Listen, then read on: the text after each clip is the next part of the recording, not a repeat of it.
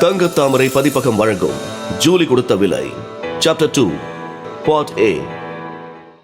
Malaysia. கழுவேற்றினார் போல வலியினால் துடித்து போனாள் பாப்பா. அந்த அரபியனின் சிரிப்பு அவளுக்கு எரிச்சல் ஊட்டியது. அந்த அரபியன் பையிலிருந்து அள்ளி எடுத்து கொடுத்த காசு எண்ணி பார்க்க அழுக்காதது. பணம் தெம்பு வந்தது. சிரித்தாள். இறுக அணைத்துக் கொண்ட அவளது பிடியின் இறுக்கம் அந்த முரட்டு அரபியனை கூட ஒரு வினாடி திணற வைத்தது. போர்டு மீட்டிங் நடந்து கொண்டிருக்கிறது. கார்த்திக் தவித்தான். கம்பெனியின் கோட்பாடுகளுக்கேற்ப புள்ளி விவர கணக்குகளின்படி பட்ஜெட்டில் துண்டு விழ சந்தர்ப்பமில்லாத இந்த சூழ்நிலையில் போட்டு குழப்பும் ஜெனரல் மேனேஜரை வெறுத்தான். இடது ஆள்காட்டி விரலை கன்னத்தில் அழுத்தி 3 விரல்களாலும் மோவாயை தாங்கியவாறு சிரிப்புடன் சுவாரஸ்யமாக கேட்டவாறு இருக்கும் கம்பெனி சேர்மனை மனதுக்குள்ளே சபித்தான். எல்லாம் முடிந்த பிறகு இவர் கம்பெனி தற்போது இருக்கும் நிலையில் என்று ஆரம்பித்து அரை மணி நேரம் பேசப் போகிறார். போனஸ் தகராறுகளுக்காக காத்து நிற்கும் தொழிற்சங்க பிரதிநிதிகளை திட்டினான் முணுமுணுப்பு குரலில். இவர்களெல்லாம் யார்? எதற்காக என் நேரத்தை கொள்ளுகிறார்கள்? பேலன்ஸ் ஷீட் குறிப்புகளின்படியே பார்த்தாலும் கூட சென்ற ஆண்டு லாபம் 35.75% அதிகமாக இருக்கிறது என்று எதிர்ப்புடன் பேசும் யூனியன் தலைவனே, எனதருமை நண்பனே, மனதுக்குள் முடங்கினான். உன் வாத திறமையை வேறு எங்காவது காட்டேன். நான் வெளியேறி போக வேண்டும் உடனடியாக.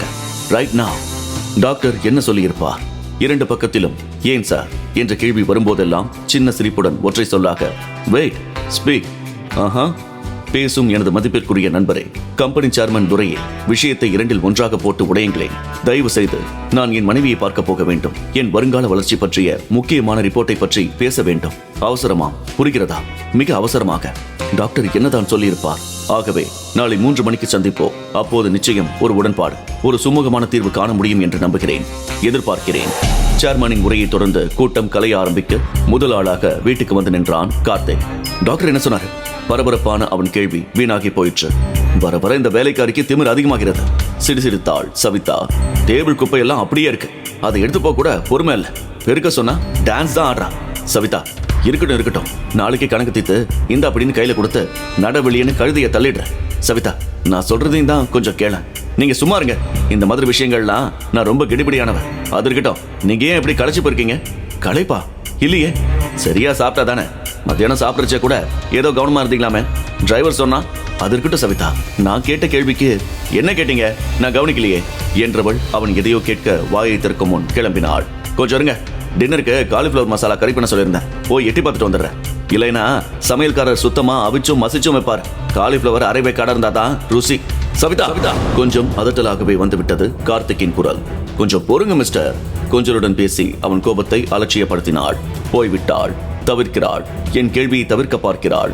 பதில் சொல்வதை தவிர்க்க முயல்கிறாள். கழுத்து டையை உருவி கோட் ஸ்டாண்டில் மாட்டும் போது டிரெஸ்ஸிங் டேபிள் அவளை காட்டியது. சமையல் அறையை நெருங்கும் முன்பு நின்றாள். முந்தானையால் கண்களை ஒற்றி எடுப்பதை கண்ணாடி மிக துல்லியமாக காட்டியது. டாக்டர் அப்படி என்ன சொல்லிருப்பாரு?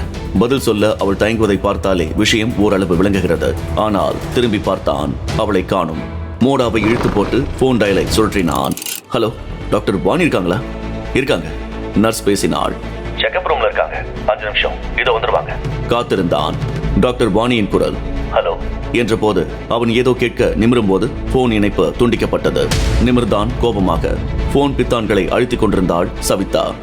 டாக்டருக்கு தான் போன் பண்ணினேன். வேண்டாங்க, நானே சொல்லிடுறேன். நான் மலடி இல்லதானா, ஆனாலும் எனக்குள்ள உயிர்கரு உருவாகிற வாய்ப்பும் நம்பிக்கையும் ரொம்பவும் குறைவான். டாக்டரே சொல்லிட்டாங்க. எதுக்கும் இந்த மருந்துகளை சாப்பிடுன்னு ஒரு கூட மருந்தும் மாத்திரையும் டானிக்கும் அனுப்பியிருக்காங்க. போதுமா? சவிதா, இதுக்கு மேலேயும் அவங்களை விசாரிச்சு என் மானத்தை வாங்காதீங்க பிளீஸ், உங்களை கெஞ்சி கேட்டுக்கிறேன். அழுதாள். சவிதா, அவளை அணைத்துக் கொண்டான். அழாதே சவிதா, எல்லாமே சரியாயிடும், கவலைப்படாதே. இல்லைங்க, ஆகாதுங்க, அது எனக்கே தெரியும்.